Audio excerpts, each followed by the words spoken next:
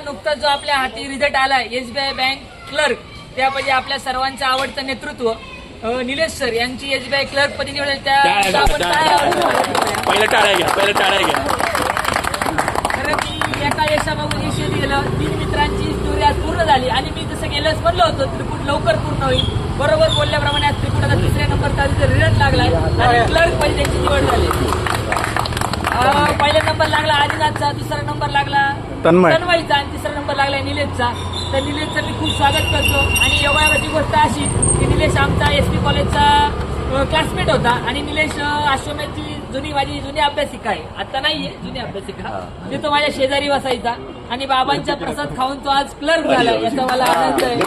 आणि एवढंच सांगेल, अपयशा काळात जे आपल्या सोबत असतात तेच आज ह्या सुवर्ण शतकाचे गुलालाचे साथीदार असतात. आणि आता इथे जे जमलेत ते सगळे याच्या प्रवासामध्ये होते.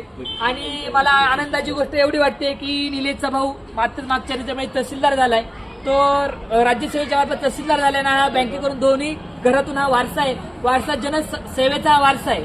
आणि मी अजून एक सांगेल, कालच आपल्या राष्ट्रवादीचा एक 26वा वर्धापन दिन झाला, त्याच्यामध्ये मला एक वाक्य आवडलं की राजकारणामध्ये जसं संयम महत्वाचा आहे तसाच MPSC किंवा स्पर्धा परीक्षा करण्याच्या माणसाला संयम महत्वाचा आहे आणि जो संयम ठेवतो त्याच्यात माझी हा गुलाल चढतो असं मी म्हणेल.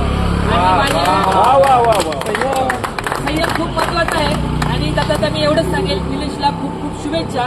येणाऱ्या काळात त्यांनी सगळ्यांची कामं करावी. SBI मध्ये होम लोन स्वस्त असतं, होम लोनची कामं करावी आणि खूप क्वेरीज असतात, तर ते काहीतरी कसं कमी होतील आणि सर्वसामान्य माणसाला कशी मदत होईल त्याची मी त्याला विनंती करतो.